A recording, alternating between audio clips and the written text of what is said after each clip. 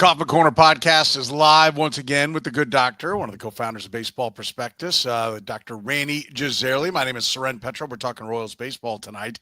Is it over? Is the dream of contention, is the dream of the playoffs actually over? Do the Royals think it's over? That's probably the most important part. Will they sell? We'll talk a little bit about that Adam Frasier for Cam Devaney trade. Rany hasn't had a chance at that.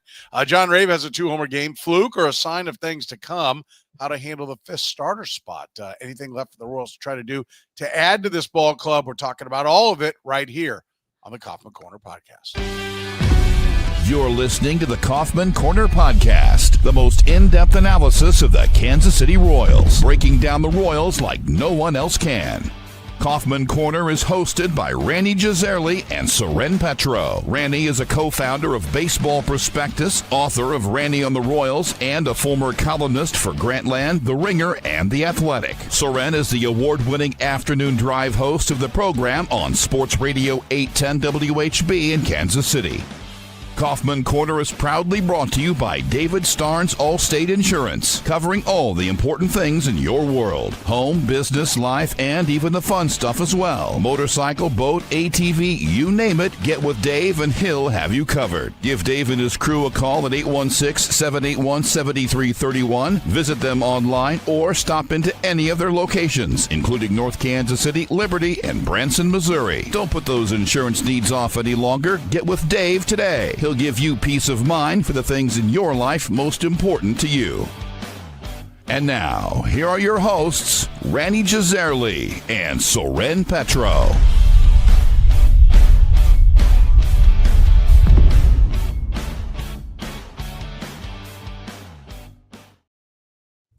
Thank you very much, Curtis. We do appreciate it. Off and running, Rany, and the question that has to be asked is, for the rest of you people, is it over? Because it's been over for me since the beginning of June. I went back and looked at it. It was June 15th. It was a 9-game stretch where they dropped 2 out of 3 in Chicago to the White Sox, got swept by the Yankees, and then got swept by the A's.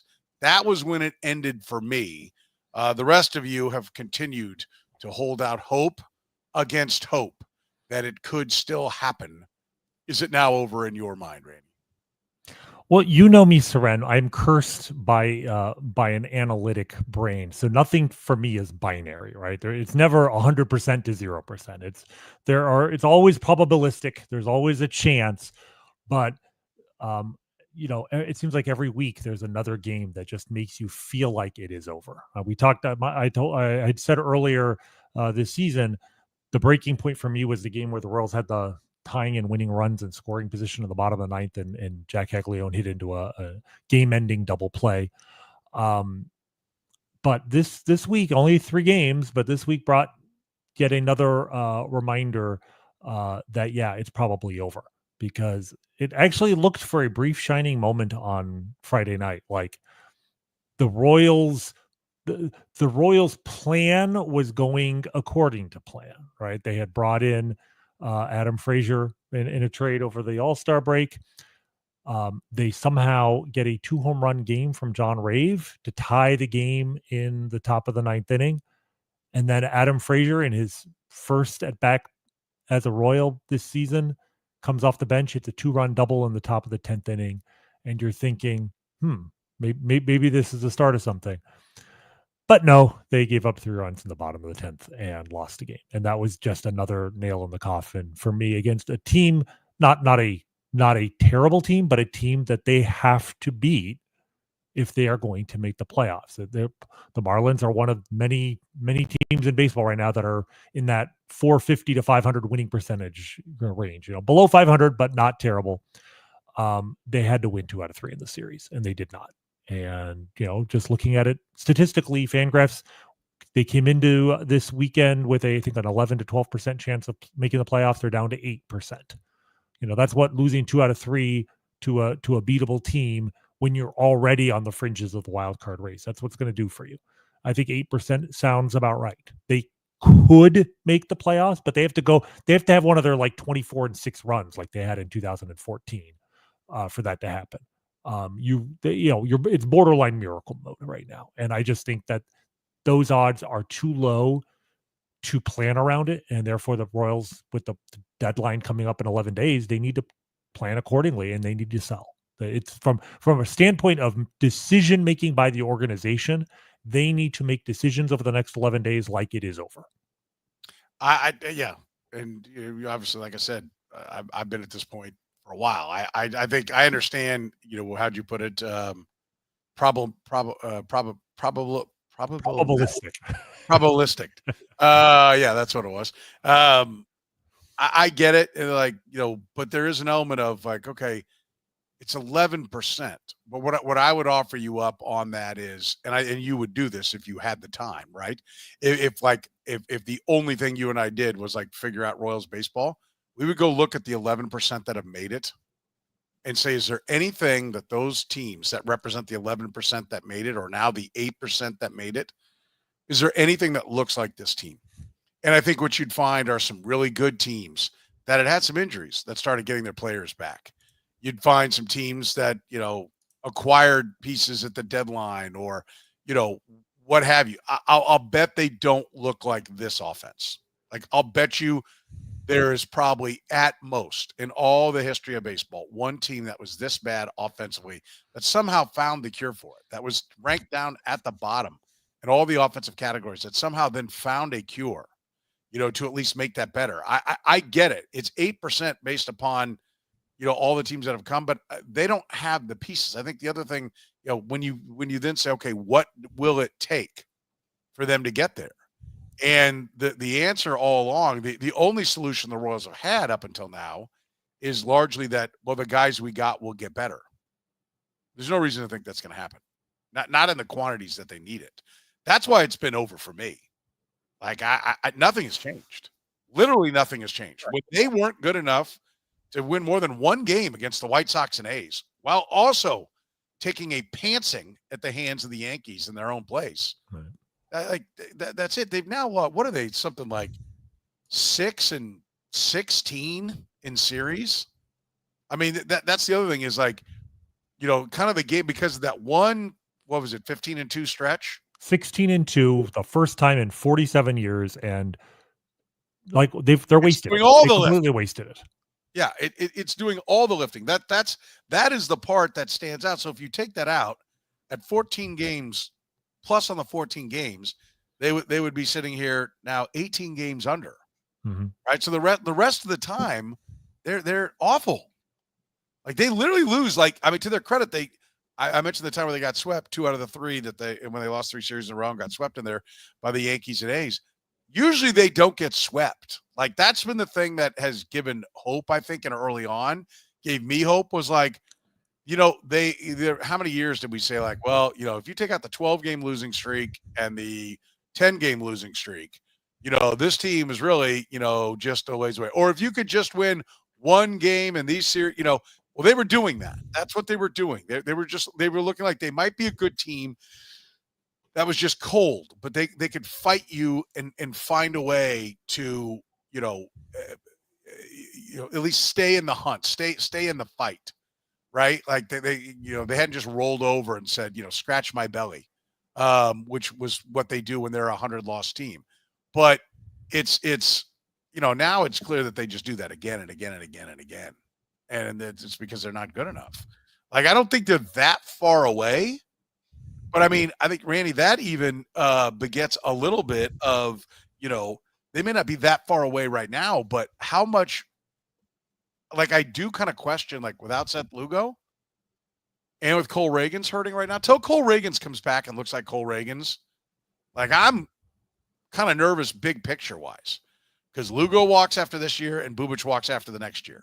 And if Cole Reagans isn't Cole Reagans, and he had a long history of being hurt, and the idea that like, oh, no, Reagans is just going to be a Cy Young contender for the next 5 years for the Royals, has always been a little bit of fool's gold to me. When we talked about early on, do you trade him? As soon as he's got, he looks good, do you flip him? Like, so to me, like, and what has concerned me about others taking so long to get on board, not you specifically, but I mean, like, for the Royals to not be there is, did they miss an opportunity, right? When Cole Reagans was healthy, what if somebody had offered you a mountain of prospects, for Cole Reagans? Because I mean, I think quickly my mind, while other people are like, okay, yeah, let's start talking about selling. I'm already thinking like 26. Reagan's is on. If he doesn't pitch the rest of this year, which they haven't said is going to happen, but with these kind of things, and then Seth Lugo walks, and then Michael Lorenzen's a free agent, and he's hurt, and it's an oblique and obliques. That was the other thing. Everyone's like, well, he might only miss one start. When did an oblique take 10 days? Never, ever, you know? And so to me, I think it's been much. I don't know how I don't know what's taking so damn long. I really don't, because when Michael Lorenzen went down, you know, somebody, I don't know, was it David? Maybe it's David Lesky asked me, well, you really think Michael Lorenzen's that good? No, I don't. But I just think that it's, you know, the straw that broke the camel's back. Well, the camel's already laying on the ground, and you just threw more on it. Like, I didn't, you know, to me that would nip it. Now it's even more impossible to get the camel back up on its feet without this. Right. You know? Well, I mean, the worst case scenario here, right, is that the Royals try to stay in this race in a you know, ill-guided sense of optimism that they are better than they are, that they don't make moves to help their team in 2026 and 2027, and that we go into next year and the things you're pointing out get exposed, the lack of depth in the rotation. I mean, next year you have Bubic, you have Reagans, and you have Michael Wacha are the only real sure things. Well, no, Noah Cameron, but, you know, even with Noah Cameron, it's like, could he be a fluke? Obviously, Michael Wacha's like 34, 35 years old, and he's stayed healthy. Then I don't know if you're going to put Cameron on that. I don't know how you can mention Cole Reagan's. Well, I've gotten, I mean, and let's say Cole Reagan's isn't healthy, right? And then Bubic is maybe Bubic is great, but he's an impending free agent. Like the worst case scenario is this is almost like it's not as an extreme a version, but you go back to like the 2003 Royals and how fool's gold that looks in retrospect. Do we look back at the 2024 Royals, you know, as a slightly better version of that? That would be the worst case scenario. I'm not saying that's going to happen. I don't think it's going to happen, but you have that is why the Royals have to be very clear-eyed about what they do over the next 11 days, because they cannot let, you know, a sense of denial, like the sense of optimism coming into the season and a set of expectations that this team could be a contender. They cannot allow that to blind them to the reality that this team is probably not going to win this year, and that if they can do something now to upgrade this roster for next year, the year after that, because again, when we talk about the minor league system, there isn't a lot more coming in the next year or two that's not already in the major league level. We assume Jack Caglione will take a step forward. He will not be a 140 hitter next season, but still, who's in the minor leagues right now that is likely to help them in the potentially next 2 seasons? It's Carter Jensen, and then there's a bunch of pitchers that are like maybes, you know, and maybe one of them turns into Noah Cameron, you know, maybe Ben Kudrna does come and become an impact guy. But right now I'm seeing a lot of guys who would be 5th starters or potentially good 7th inning relievers. I don't see a lot of impact players until you get to that next crop of guys who are in A-ball right now and are, you know, haven't even turned 20 years old. So if you want to be competitive next year, the year after, and you have an opportunity to turn Seth Lugo into a potential everyday player that's ready to go next season, you cannot allow your sense of disappointment that this season has not turned out the way it was supposed to, you know, keep you from making the move that is best for this organization. And that's why, you know, we may end up being that this series loss with the Marlins might be a blessing if it snaps the Royals to reality that they are not likely to make the playoffs this year, and that with time running out till the deadline, they need to be very clinical about how they handle this roster and to trade present assets for future assets so they can come back and be competitive next year or the year after. I think, you know, the being analytically driven, they are likely to, you know, first of all, I know everybody's checking in with everybody. And so they've got, you know, they've told teams who they're interested in, and teams have told them who they're interested in. And so there is, I want to be clear, it's not like they're all just sitting around going, don't anybody answer the phone till we figure out what we're going to do. Right. So let's be clear about that. They have been doing their due diligence along the way. Everybody shut it down for the draft. right? And then you pick it back up once that's over. But, you know, it for me, so I do think that they are ready to buy or sell. I don't have any fear that they're like, oh my God, somebody figure out who's good on these teams, right? Like that's not going on. I just think the important thing is to not fool yourself. Mm-hmm. And I think it would be important for John Sherman to not send down the edict. Like, I thought it was a little scary with how much the Royals reacted. You know, when the vice president of the team is firing out on Twitter because some blogger 6 weeks ago said, well, we've been told to get people ready. Like, what is that? Like, you know, that John Sherman lost his crap and said, hey, get out there and make sure that this – well, I don't want John Sherman to be like all about we're all in it for now all the time, because you're not going to win that way, right? You have to understand when to retreat. Sun Tzu's Art of War. I mean, Jesus, all you got to do is read the Cliff Notes. Like, there's a time to retreat, get back in the woods and regroup, and then come back at them when your forces are stronger. That's what this is. You know, it's not blow up the whole army. But so there's that aspect. Like, I do think there is a way to, you know, buy and sell, you know, to bring on pieces that are a major league piece. You know, if you've got a bat that you like, that's going to come in.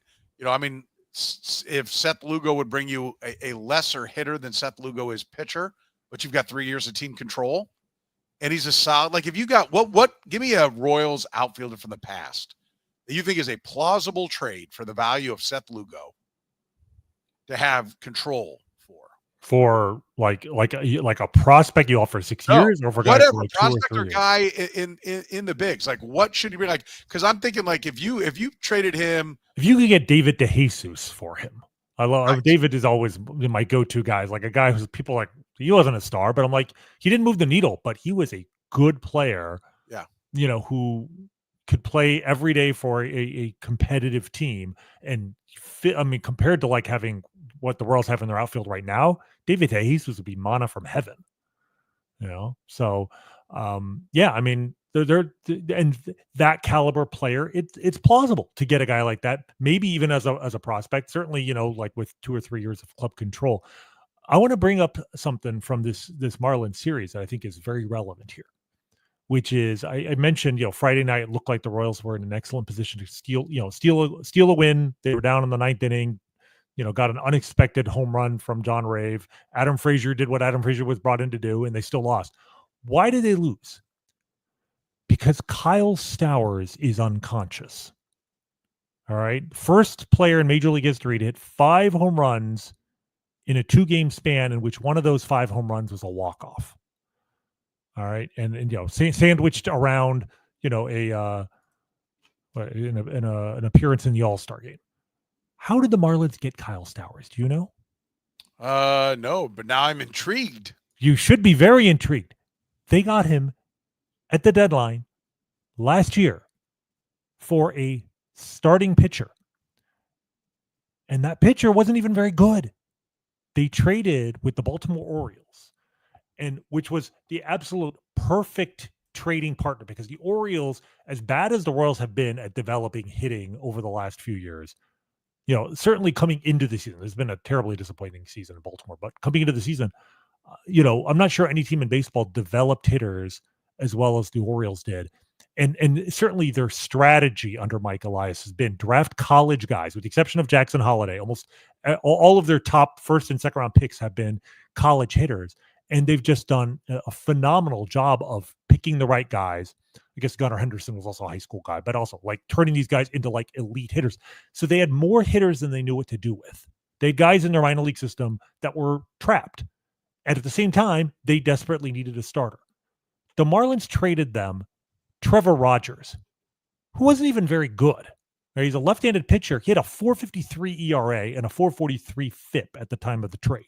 He had given up more hits than innings in the rotation. He had a strikeout to walk ratio worse than 2-1. Like, he was an innings filler guy. This is not a guy who, you know, you would expect to start a postseason game. And you know how I know that is because he didn't start in the postseason against the Royals in the wild card round last year, Trevor Rogers. But they gave up Kyle Stowers and Connor Norby, another guy. Both of these guys were college players, second-round picks out of college. Norby had been a top 100 prospect guy. Stowers had always been kind of on the border. And they were both kind of stuck in AAA and having a slightly down year by their standards. Stowers went to Miami in like 150 at-bats, didn't hit it all last year, and has absolutely exploded this year, as you probably have seen. I mean, even before this last couple of games. But he came in today hitting 299 with a 376 on base and a 566 slug. Like one of the best corner outfielders in baseball, and he's under club control for 4 more years after this one. And Connor Norby, the second guy in that trade, is the Marlins starting third baseman. He hasn't been great, but he's 25. Stowers is 27. He's playing every day. He at least, has the ability to develop into a better than average guy. Now, Trevor Rogers is under club control for 2 more seasons this year and next year, but he's quality-wise, he's nowhere, can't hold a candle to what Seth Lugo is. And the point is that find a team that is as desperate for a starting pitcher now as the Orioles were then. You may not find the perfect dream scenario like the Orioles last year, where you have a team that desperately needs a starter and has more hitters than they know what to do with. But the point is, the very next year, the Marlins are a much better team now than they would be if they hadn't made that trade. Like Kyle Stowers is making an impact right now for them. So there is a player out there the Royals can trade Seth Lugo for that will make them a better team in 2026. And if it's an outfielder who can hit like Kyle Stowers, replacing whatever passes for an outfielder in Kansas City right now, that would be an enormous upgrade. So like there would be there would be a huge missed opportunity here if the Royals do not trade Lugo, and if they get a quality offer like that. And we don't have to look very far to see an example of how that can work. Do we think the Royals feel like it's time to sell? We'll talk about that next here on the Kaufman Corner podcast, right after you hear from our friends at David Starnes Allstate Insurance. David Starnes Allstate Insurance, serving the Kansas City area and all throughout the Midwest. With David Starnes Allstate, it's not just about fender benders. Beyond traditional safeguards, enjoy perks like roadside assistance for unexpected breakdowns, transportation expense coverage when your car is in the shop, auto replacement protection to keep you on the road in style, and much more. You can give Dave and his crew a call at 816-781-7331. Visit them online or stop into any of their locations, including North Kansas City, Liberty, and Branson, Missouri. David Starnes, Allstate Insurance. Gann Asphalt and Concrete, proudly serving the greater Kansas City area. Nationally recognized full-service paving and pavement maintenance contractor. Locally owned and making parking lot problems disappear in Kansas City since 1994. Let Gann educate you about the most cost-effective way to solve your parking lot problems. Free consultations, no commissions, in-house crews. Every project comes with a written warning. Gann Asphalt keeps your parking lot safer and helps you and your business avoid unnecessary delays and costly expenses. Find Gann online at GannAsphalt.com or call 816-484-3338. Gann Asphalt and Concrete, one contractor, all things parking lot. How about it? Do you get the sense that they feel like you think they're going to pull the trigger? Well, I mean, obviously they sent a pretty strong signal with the Adam Frasier trade, and probably good to bundle that in. I'm interested in your thoughts on that because I don't know that trade says anything. Look, Kim, there's a 90 to 95% chance that Kim Devaney will never move the needle for anybody. Like I said this is somebody who said earlier this season on this show that if there is a Whit Merrifield in the organization, it very well may be Kim Devaney. Like I was saying that before I ever thought that he'd be traded at the All-Star break after being promoted to the major leagues and never getting into a game and now being sent back to the minor leagues. Like you really hope for his sake he gets back to the major leagues at some point, because that would be one hell of a Moonlight Graham. Yeah, well, not even at least Moonlight got into a game. It'd be one hell of a sad story to tell your grandkids. But so the point here isn't even that like, oh, Kim Devaney is going to be, a great player. It's just that you don't trade for Adam Frasier to win in 2026. You the only reason to trade for Adam Frasier is to try to win this year.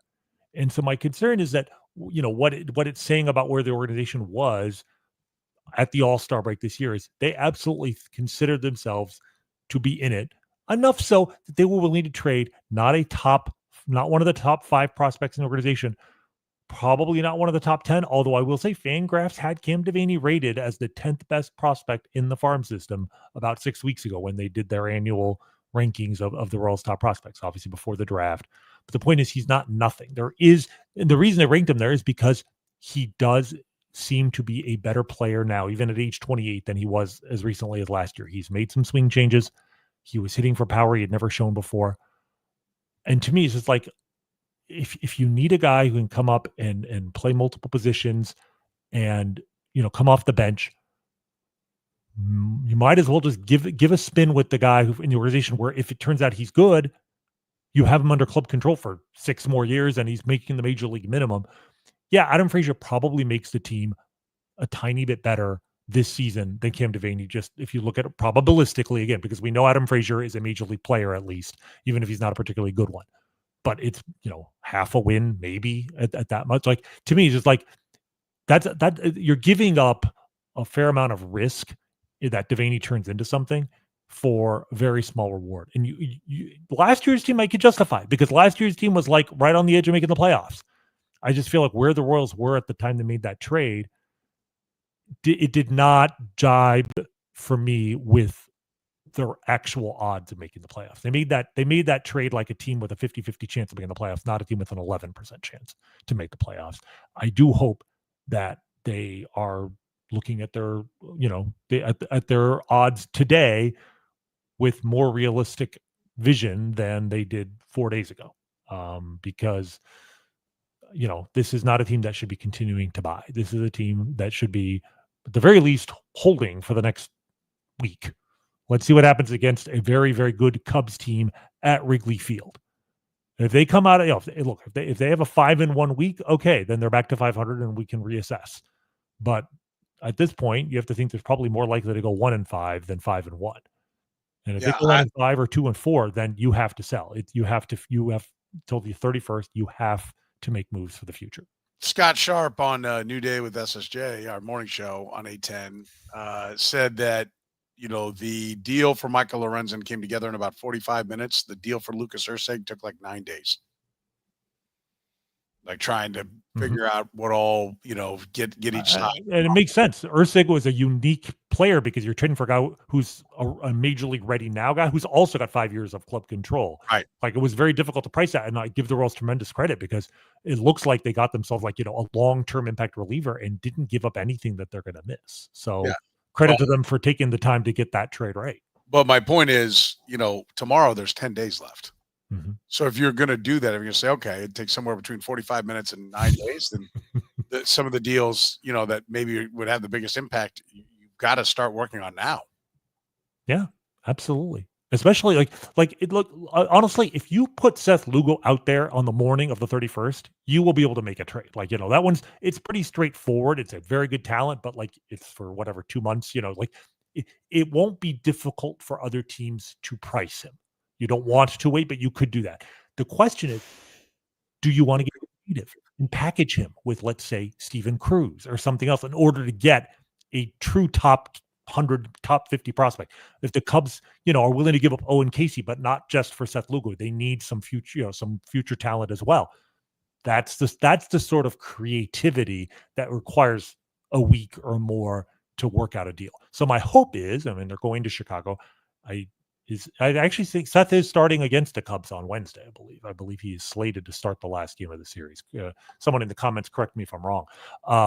But certainly by the end of that series, the Cubs are one of probably the 3 or 4 teams most likely to trade for him. They should be having active negotiations. They don't have to pull the trigger. If things turn around, they win 8 in a row, great. You don't have to make a trade, but you absolutely should be exploring that option right now. Yeah, I think who else do you think would be packaged in? That could be someone else. You mentioned, Cruz. Yeah, I like Cruz, and because it's almost like Lucas Erceg in reverse, because it's a reliever who's an impact guy now, who's a breakout guy who you have club control for a while. But I feel like with the Brian Sweeney program in place here, the Royals can maybe come up with another Steven Cruz next year. You'd rather trade from an area not just of strength, but an area where you can potentially develop your own talent within to replace that guy. So I would look at potentially other relievers. the problem with Carlos Estevez now is just his last 3 or 4 outings have been so bad that I feel like 2 weeks ago he would have been a guy, especially if you're willing to maybe pick up part of the contract next year. Not so much, not that you're eating the contract because he's a good pitcher, and I think most teams would not look at his contract as a liability, but just makes him more attractive. If you can get a really good 8th inning guy who can close for many teams for $5 million next year instead of 11, you would have had more value. I just think right now there's probably some open questions as to, is he 100%? And while he's a good reliever, is he really a guy you want in the 9th inning? Because there are teams, I mean, the Tigers specifically right now are pretty desperate. Like, the one thing they need are some bullpen guys. They could use some real back of the bullpen guys. But I mean, we saw what Estevez did in that 10th inning on Friday. I mean, came in with a 2-run lead. Yeah, the zombie runner was on second base, but it was a 2-run lead. Couldn't even get the second out of the inning before he gave up a game-winning home run. So he would have been a guy I thought would be interesting. Probably not now. John Schreiber might be interesting for some teams. He has a more limited market because he's a situational guy, more of a right-hand specialist, more of a right ground ball guy. But you can trade for Schreiber. He's got club control, I think, for next year? Yeah, I think he's a free agent after next season. But he's a consistent, reliable guy. His velocity has ticked up this year. I think there may be, again, by themselves, these are guys not likely to bring back much, which is why I like the idea of packaging them if you end up trading Lugo to offer a team an upgrade at multiple spots in on their pitching staff in one blow. I mean, a lot of teams would love to be able to pick up 2, potentially even 3 pitchers that can help them down the stretch, and we would be willing to give up potentially 1 top prospect for 2 or 3 guys where they wouldn't be willing to do that one-on-one for Lugo by himself. Yeah, I think they got to be aggressive. The one thing you said, stand pat. They can't stand pat. No. That's not. I mean, this is a time to create resources. Like, what do you can't just let this go by. And I'm going to tell you that you mentioned Carlos Estevez. Have I been wrong about that? This isn't going to be the year? No. And if they had a for sale sign on him, they've already gotten something for him. Like, if there was opportunity and they're like, no, we're not moving him. He's part of the equation to win now. And now he's, I think he is what he is. I don't think anybody thought he was a enforcer back there.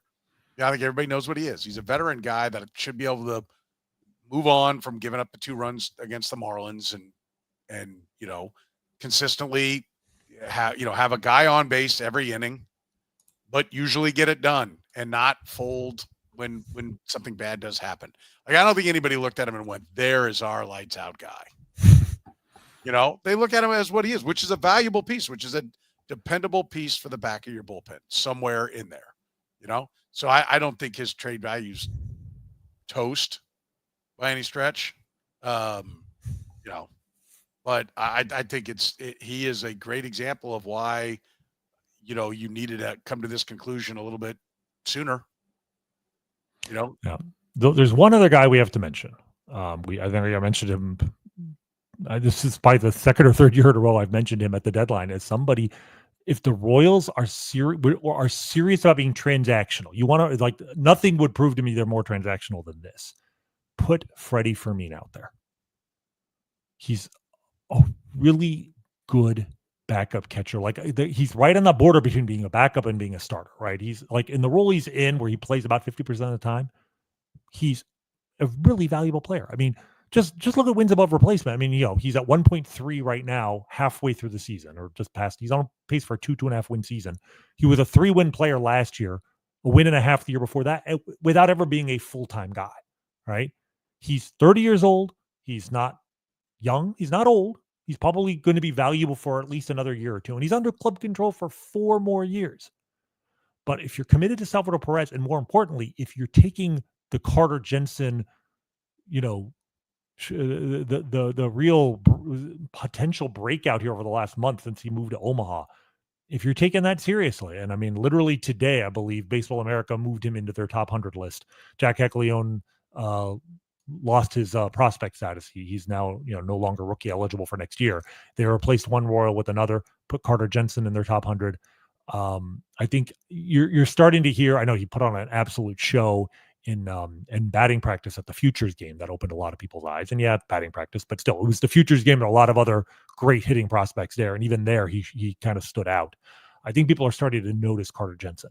Well, if you're taking Carter Jensen seriously, and you have Salvador Perez at the same time, like we don't need to list the entire career arc of MJ Melendez to point out that, like, when you have excess catching, trade one of them.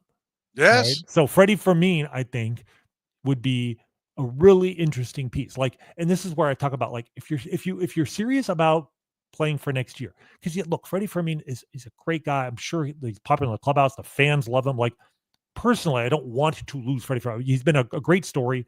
Never a prospect in the minor leagues. Worked his butt off to get to the majors and turn into a really valuable guy who does a lot of things that you like. Right? Not a great bat, but can make hard contact. Great defender, throws out runners as well as anybody. Like, love the guy.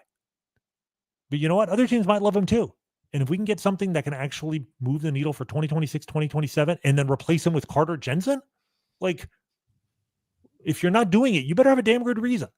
That's ideal. I think the other thing, when you talk about, like, if you're moving something to the Cubs and you're going to get, one of the outfielders, and maybe you're going to get an arm, an A-ball arm as well. And it's like, we need to balance. Like, if it's Lugo and Carter Jensen, that gets you, both Cub outfielders. Take your pick on what it is. If it's like, okay, they're like, hey, we can't give up. We need a little bit more. And you keep adding and we need a little more now. We need a little bit more now. Just move a catcher. I don't care which one it is. Right.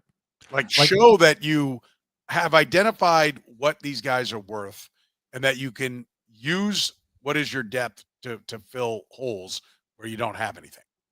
Right. Like, obviously, I'm not looking to trade a prospect in the process of trying to build for the future. But if it's a prospect for prospect deal, essentially it's a challenge trade. And then it's like, well, you're in the get it right business. If you are right about Carter Jensen, not, let's say they believe that he is not going to be an impact catcher or his defense won't make it at the major league level. Obviously, what we had said they should have done with MJ Melendez 4 years ago, whatever. Like, if they've identified the same weakness in Carter Jensen's game that they should have with MJ, yeah, this is the time to trade it, because I think his trade value is the highest it's ever been right now. Like, he is on the map in a way he wasn't, even 3 months ago. But the point is, you have an excess. Like, figure out which of the players you have on your roster is going to bring back more value in trade than he is likely to bring you on the field over the next 2 or 3 years, and move that guy. That would be the ballsy thing to do. And that would be, they better get that one right. Whereas Freddie Fermin, the downside is less. The upside is probably also less, because if you're convinced Carter Jensen's going to be a left fielder one day and, not be an impact hitter, and you could get another top 100 prospect for him, you'll look like a genius in 2 years, right? I mean, we might, you and I might yell and scream and be like, what the hell are they doing? But, like, in 2 years, we'll come back with our tail between our legs and admit we were wrong, and that's okay. But the point is, just standing pat seems like the worst possible option here. Absolutely. The value collectively of these guys is not going to go anywhere but down. I don't think you can trade Salvador Perez for multiple reasons. Not, he's got 10-5 rights, so he has the right to veto anything. His value is limited. Nobody knows what to do with that option next year. The fans will revolt. Like, there's a lot of reasons I could see you saying, okay, Salvador Perez is not an option to trade. That's fine. But even if you don't, you have multiple other options to trade. Yeah. So take advantage of one of them. We want to talk about John Rave's 2-homer game. We want to talk about how the Royals are going to handle the 5th starter spot. Anything left for them to do, we'll do it right after you hear from our friends at Waterburger. Your favorites are back. Kansas City now for a limited time at all your KC Waterburger locations. Get the Pico de Gallo burger, 2 large beef patties, 2 slices of pepper jack cheese, Pico de Gallo, and creamy cilantro lime. How about the sweet and spicy bacon burger, 2 large beef patties, American and Monterey Jack cheese, bacon, grilled onions, and topped with sweet and spicy pepper sauce. Or grab the patty melt. Even the honey barbecue chicken strip sandwich. They're all perfect with the Waterburger banana pudding shake. Remember, Waterburger's open 24 hours a day. Breakfast served 11 p to 11 a. And don't forget, you can get all your Waterburger favorites and more by downloading the Waterburger app with the QR code. Waterburger, proud sponsor of the Kaufman Corner podcast. David Starnes Allstate Insurance. Elevate your coverage, elevate your confidence, and drive worry-free. Covering all the important things in your world. Home, business, life, and even the fun stuff, as well as your motorcycle, boat, ATV, and you name it. Get with Dave, and he'll get you covered. You can give Dave and his crew a call at 816-781-7331. Visit them online or stop into any of their locations, North Kansas City, Liberty, and Branson, Missouri. Don't put those insurance needs off any longer. Get with Dave today. He'll give you peace of mind for the things in your life most important to you. David Starnes, Allstate Insurance.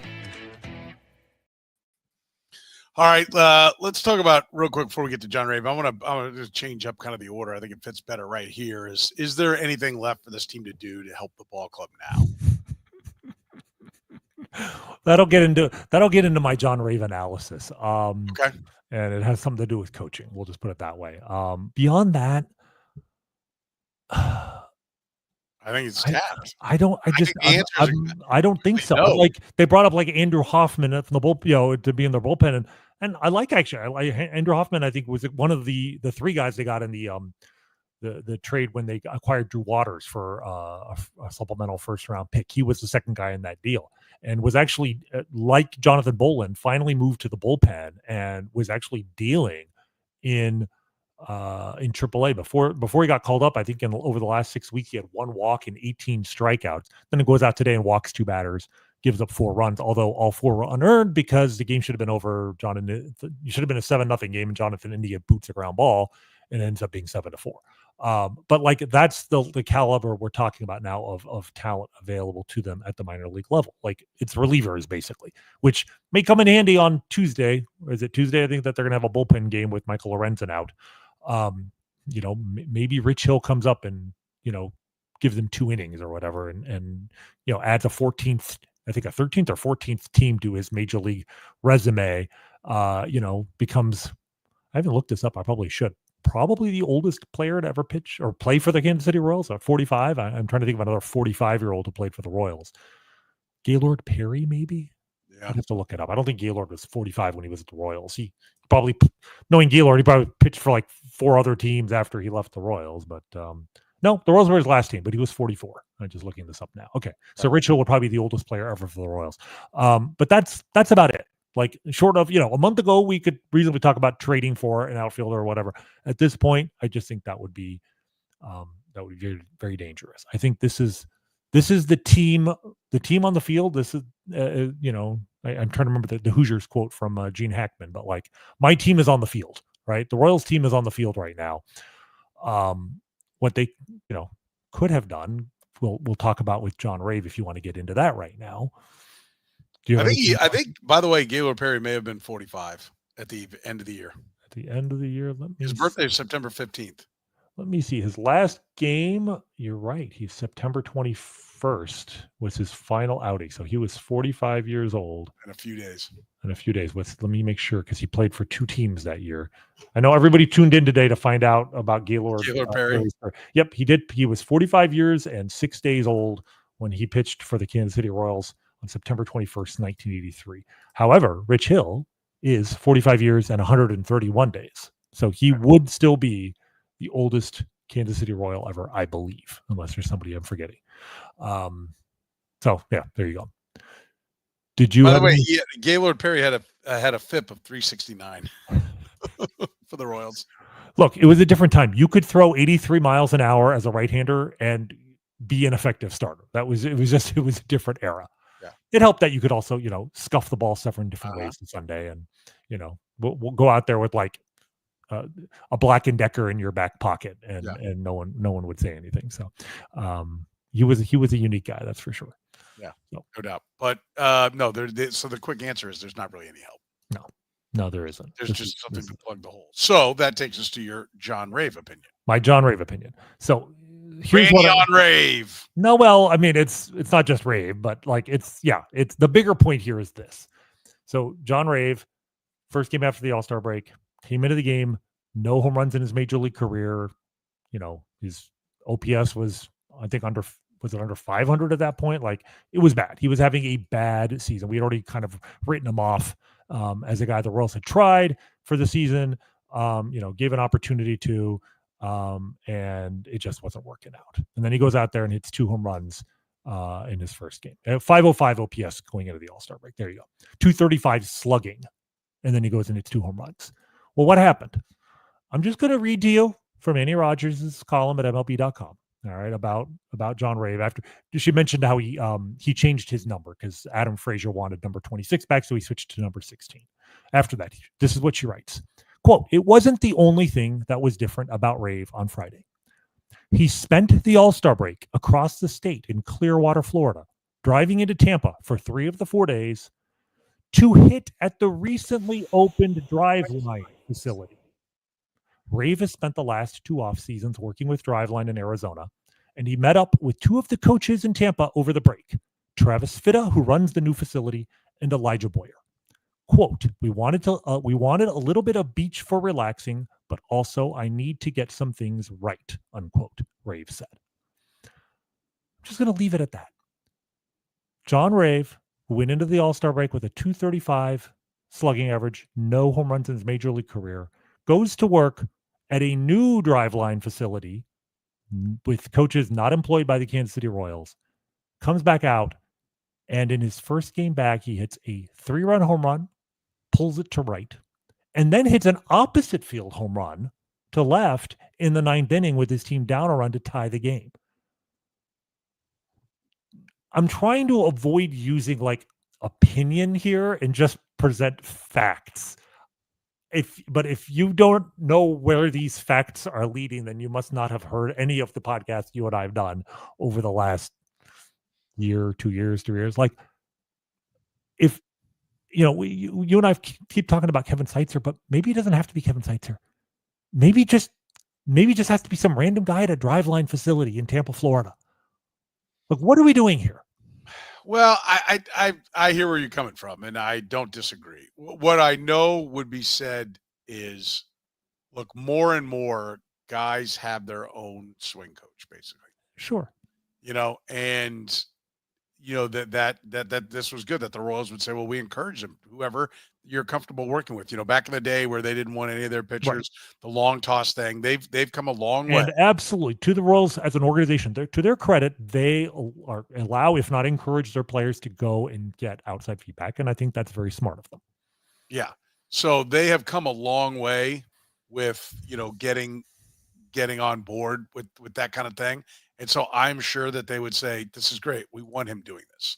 Right. And so, bravo to them. But your point is valid. I mean, you'd like to think that you have the resources in-house. That's great that everybody has their swing coaches that they work with. We talked with Vinny Pasquantino in the offseason, and one of the reasons he lives in Nashville, Tennessee is because that's where his agency's hitting gurus are, and he wants to be around them and work out there in the offseason. So that's why he makes Nashville his offseason home. And so everybody does it. That's great. But you need to have somebody in-house, like whatever the tweak is. I'd be interested to hear what is different, and then go to them and say, okay, why, you changed what, and why wasn't somebody here able to see that? Did you hit some, hit off a tee? Like what did you do that seemingly got you going? I'm also interested to see, does it continue? Sure. Or did the sun just shine on a dog's ass once? Absolutely. I mean, look, I'm making a point based on a sample size of one game. A great game, but one game. I just think it's interesting. I mean, we talk about, like, is there anything the Royals could do? Well, it probably wouldn't matter at this point, but I do feel like there's something they could have done. And, I do wonder if we'll look back at this season. I mean, the best case scenario in some ways is that next year we'll look at this as almost like a giant mulligan, in the sense that with a change in, we'll just say, the regime approach to hitting, if the Royals go out and get the Brian Sweeney of hitting, right? If they go out and make that change, that they may not have to make a huge change in personnel. I mean, they certainly should obviously add some talent wherever they can. But the point is, the existing talent they have may look a lot different next year if they do to the hitting side of operations what they did to the pitching side of operations in 2023. Yes. That's my hope. I mean, it's like, I know I'm being a little like harsh and snarky and sarcastic here, but it's actually coming from a place of optimism. This idea that maybe the hitting talent isn't as bad as it looks this year. That maybe, it's actually a very kind of optimistic and sort of positive approach to the Royals' struggles this year. It would be, it would be an absolute best case scenario if it turns out the problem for the Royals is not their talent on offense, it's the coaching, because that's a lot easier to fix in one offseason than an entire roster of hitters. So on some level, you have to hope that's what the issue is. We've kicked around a little bit about the bullpen, but what do you do with the fifth starter spot now if you're going to have to do this multiple times? Well, I'm going to take the Royals at their word when they say that this is a potentially very short-term injury for Lorenzo. It sounds like, they implied that it happened because he was sick, which makes me think he pulled an oblique muscle sneezing or perhaps vomiting. I'm not sure exactly, which, double sucks. So I'm sorry to hear that. But with the way double sucks, huh? The old double sucks, triple dog dare and double sucks. With the off days the way they are, they have an off day this Thursday, I think the following Thursday as well. They'll have a bullpen game on Tuesday. They wouldn't need another fifth starter until I believe the following Tuesday. So, and then if you feel like Lorenzo could be back by, that gets you almost to like the 4th or 5th of August. If he could be back in, the next 15 days, you only need 2 starts to cover. If that's the case, I think you can get by with bullpen game, especially since you do have that off day 2 days later. I like the idea of Rich Hill in the sense of he's such a unique pitcher because he doesn't throw hard at all, but still has one of the best spinning curveballs there is in the game as a once through the lineup guy. He's an opener. I would not use it. If you bring him up and expect him to give you 6 innings, you're asking for pain. If you bring him up and ask him to give you 2 innings, and then you go from the lefty throwing 87 with the ridiculous curveball to, I don't know, Steven Cruz in the 3rd inning throwing 99 with the slider from the right side, that I like that idea. Yeah. But let's try that. So I'm game for doing that once and maybe twice. But that is on the assumption Lorenzo will be back soon. Frankly, if he's not going to be back that soon, it just makes it more imperative that you sell at the deadline. And then on some level, it almost doesn't matter what you do with that. And if you sell, then who does start? Who pitches the 5 and who pitches the Lugo slot? The facetious. I know it doesn't matter. But exactly. Well, that's the facetious. You don't get a drop down. We'll wave the white flag on these days. Jordan Lyles, Soren. Yeah. Jordan Lyles pitches in that fifth starter spot. Let's bring this full circle. Yeah, I think you could try to stretch out someone like Jonathan Bolin, but I don't like that idea. I almost feel like you go down to AAA, and God, who's down there right now? There's like Thomas Hatch and John Gant. It's slim pickings. I'd love if Luinder Avila were healthy. I'd say, you know what, let's give that guy a shot. I like Luinder, and I think he could be something, but I'm not even sure he's in any position to take the mound right now. So, the assumption is, it would not surprise me, and I think it would be dangerous to make this a big part of the trade. But like if the Royals trade Lugo, would they get somebody who could actually just kind of fit into that role for the next 2 months and be there, be a starting pitcher of indeterminate quality? That is a possibility. Because in the organization right now, the creative answer is you just make them all bullpen games, and you can laugh, but the Tigers basically did that last year when they were in the same position the Royals are in right now, more or less. The Tigers last year, not just at the deadline, but even after the deadline, trying to look at their exact record was, I believe they were 55-63. Yep, 55-63. They finished 31-13 and made the playoffs after trading Jack Flaherty, right? This is why to me it's like, even if the Royals, you can go to the Royals and be like, look, trade Seth Lugo, make trades for the future. That doesn't mean that you then just curl up into a ball and play dead for 2 months. You can go out there and still be competitive. And you know what? If you catch fire and some of these young hitters start making contact, and maybe one of the guys that you get in the trade for Seth Lugo is major league ready, like Trey Sweeney was for the Tigers last year, and steps in, we don't have to give up on the season. Our playoff odds may go from 8% to 4%. Fine. Play for that 4%. It could happen. But one of the things the Tigers did, and AJ Hinch deserves so much of the credit for last year, was looking at the rotation and be like, yeah, we don't have 5 major league starters. But instead of trying to force a square peg into a round hole and bringing up some crappy guy from AAA just because, yeah, he could start, he has starting experience, he can throw 5 innings. He's just like, no, we're just gonna start relievers as openers like twice, I think 2 times through the rotation. And it worked for them. So maybe that's the solution. Maybe you start Jonathan Bullen for 2 innings and roll with it. I think you will see Rich Hill, and then you would see them make a deal of trading away some guy we don't ever talk about in the minor leagues for somebody that's, going to make 600,000 the rest of the year and facilitate the game. That's the safe option. I like the Tigers option because it worked out so well for them. But yes, I mean that would be a potential option as well, I suppose. I just don't want them giving up actual talent in order to make it work. Like, or putting a guy in there who's just cannon fodder for 5 innings. Like, I actually don't want to give up all the season, even if they sell. What I saw from Detroit last year, and we saw from, I think it was the Twins 4 or 5 years ago, where they sold at the deadline and made the playoffs. With 12 playoff teams in there now, like, there's no reason to give up.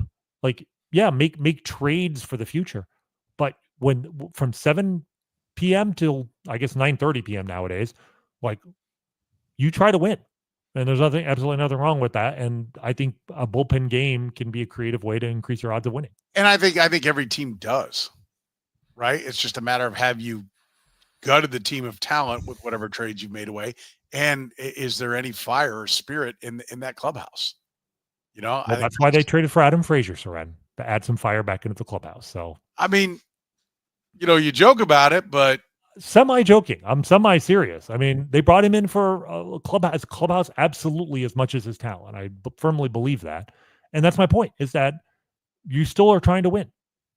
Adam Frasier, I wouldn't have made that trade, but Adam Frazier is here. I don't think you just release him if you decide. If on July 31st you're selling, that doesn't mean you release Adam Frazier. It means you go out there and you try to win, and Adam Frazier is part of that clubhouse that's like telling the guys, we're still trying to win. We're still in this thing. We can get hot like anybody else. And if we do, we're in this thing. Yeah, for sure. Listen, we are always, proud to bring you our great sponsors that are partners with us, like David Starnes, Allstate Insurance, not just about fender benders, beyond traditional safeguards. You can enjoy perks like roadside assistance, transportation expense coverage, auto replacement protection. Call Dave and his team right now at 816-781-7331. Our friends at Waterburger are open 24 hours, serving breakfast 11 to 11A, and some of their favorites, some of your favorites, are back now for a limited time.